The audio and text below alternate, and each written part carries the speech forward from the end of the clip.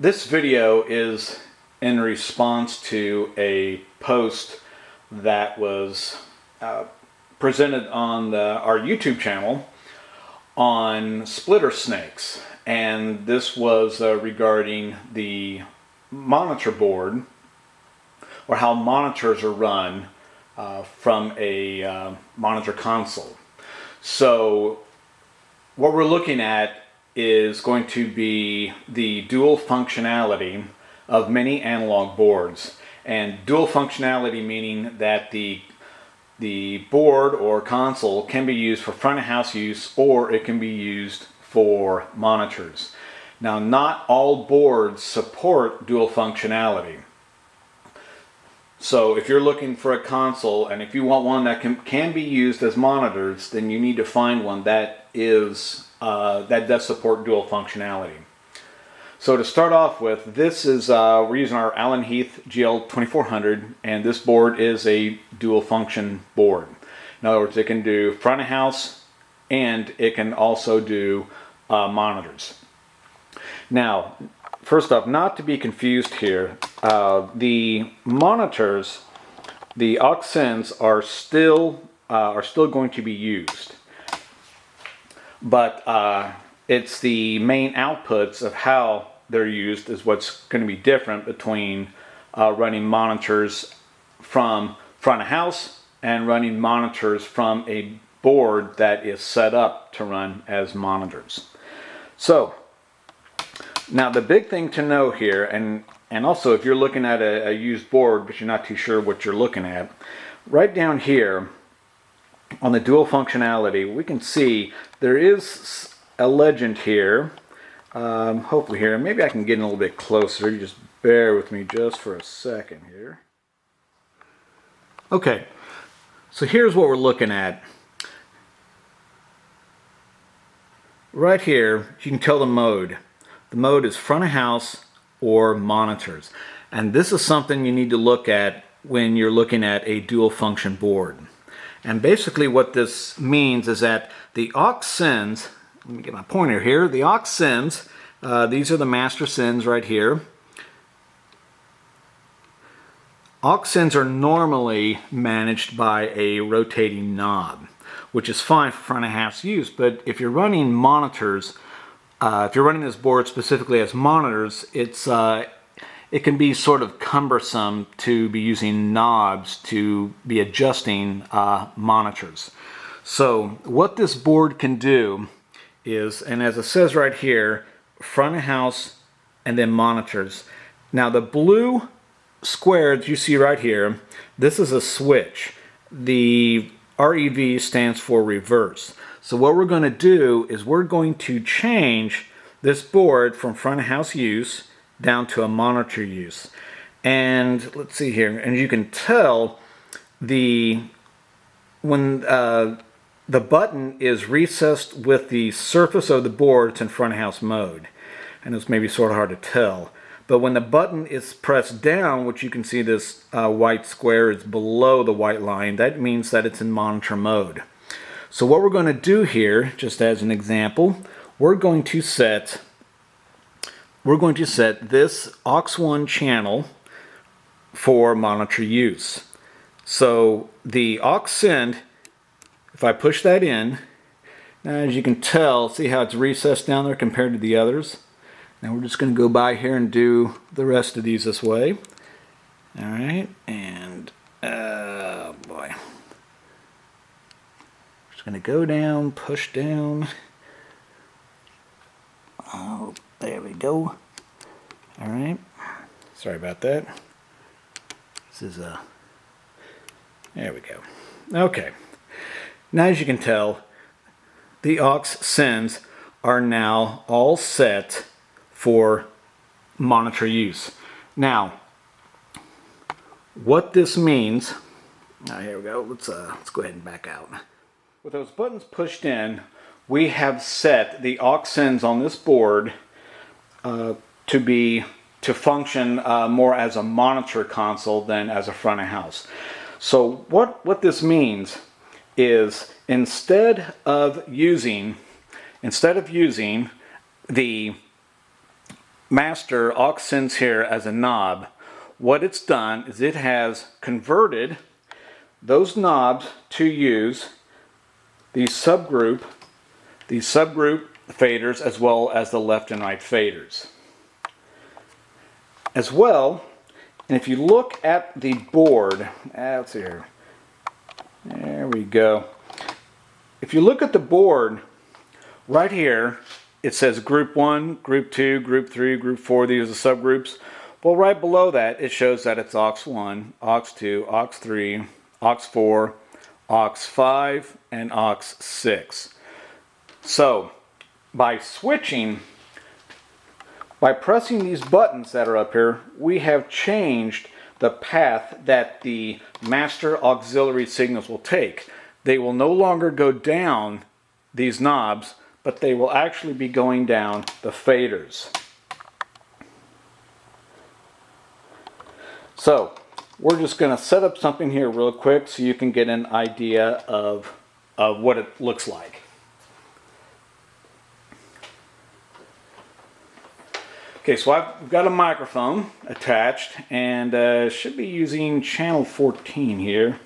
But let me just sort of get a little bit tighter view here. Maybe you can see what's going on. So check 1 2. Okay, let's PFL our channel. Check 1 2. Okay, check 1 2 2 2. All right, 2 1 2. Now you can see the signals coming in there on the board. And the one thing to know about setting gain levels for monitor use, as long as you've got a good gain setting, it should be fine. You still need to watch it. You don't want too much gain because that can introduce feedback.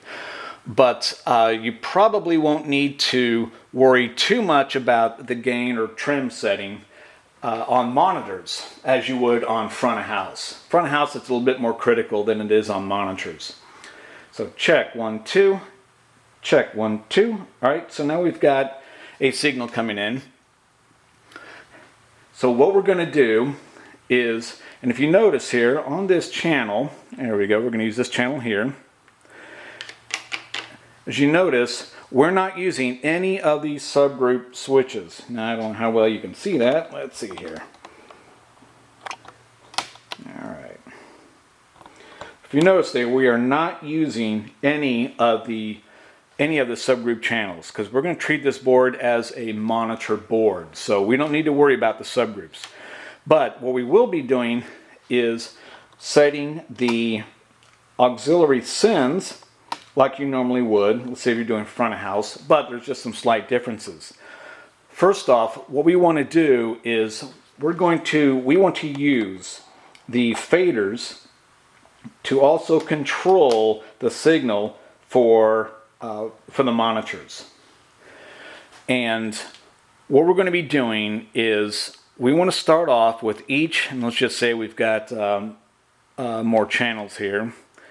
I'll just give you an idea of hopefully what it should look like.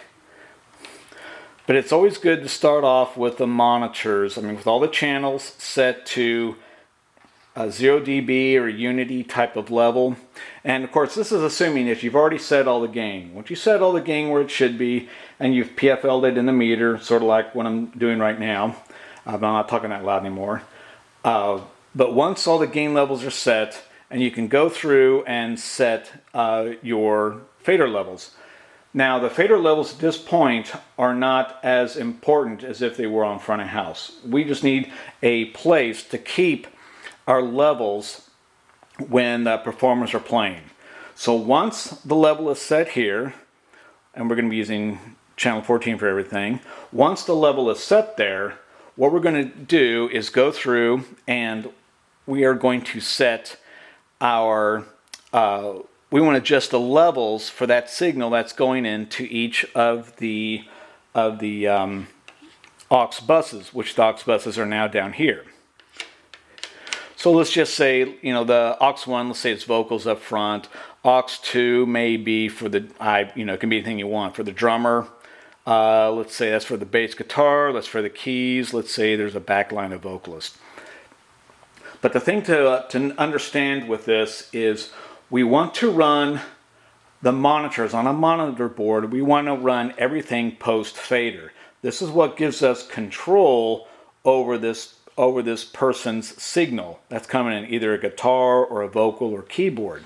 We want everything to be post fader up here so we can control it down here. Now you're not going to be doing really much mixing. You shouldn't be doing much of any mixing down here on monitors.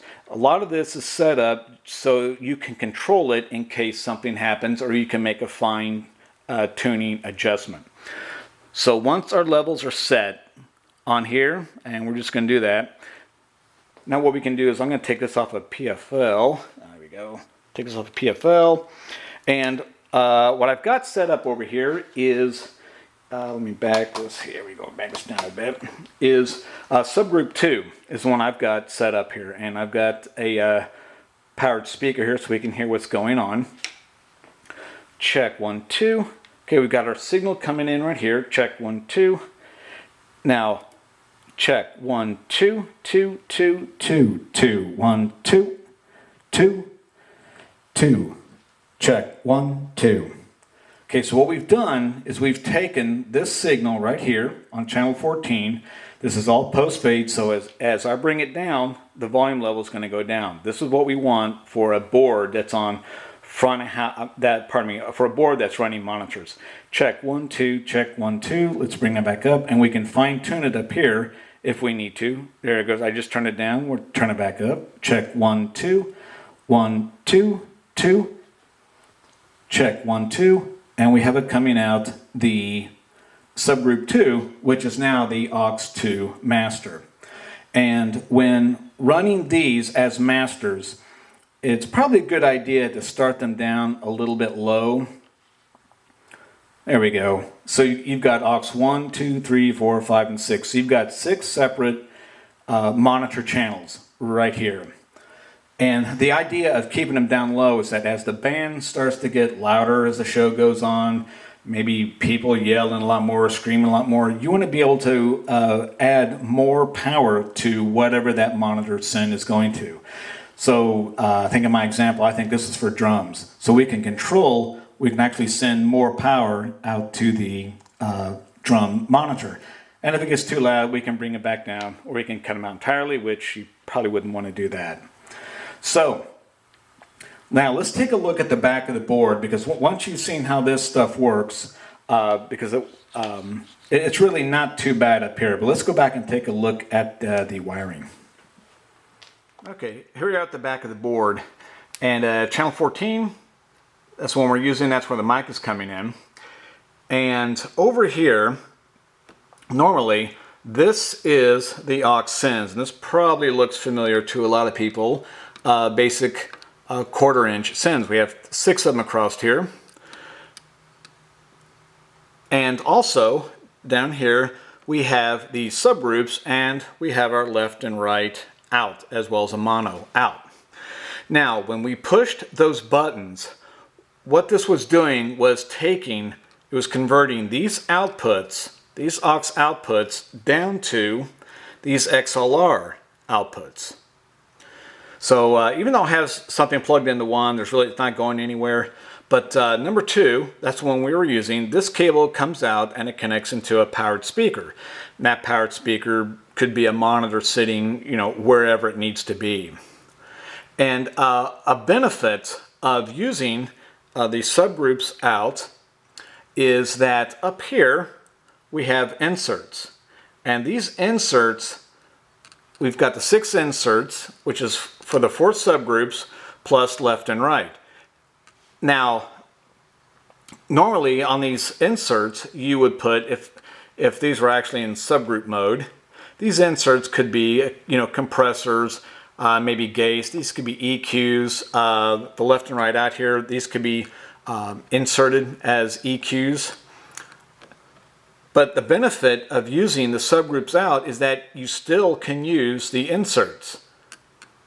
So in subgroup 2, which I'm using as the master aux2 send, I can connect an EQ in here, or I can connect a compressor and run it as an insert. So that way you can control feedback. actually with an EQ, not with the compressor, but with an EQ, running the EQ as an insert, you can control feedback for the aux2 out. So with the board converted over from a front of house console to a monitor console, you've got 6 outputs that you can send to somewhere. This could be vocals, drums, bass, keys. You know, this could be a backline vocal. This could be whatever else that's needed. Also, another benefit of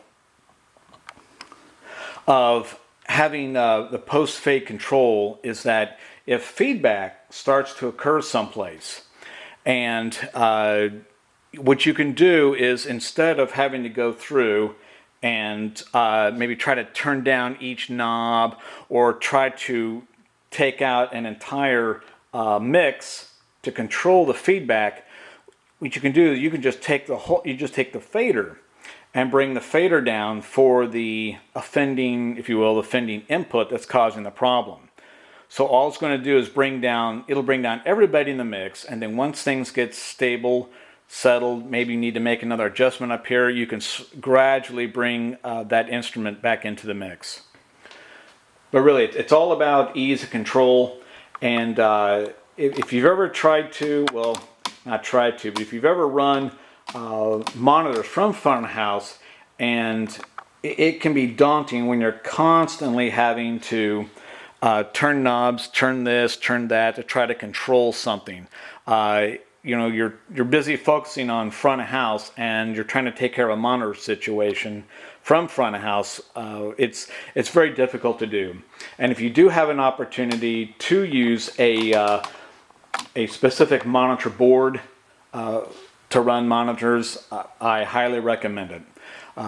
Anyway, this is just an overview of how to use and run a analog console that can be used for front of house or monitors. Thanks for watching.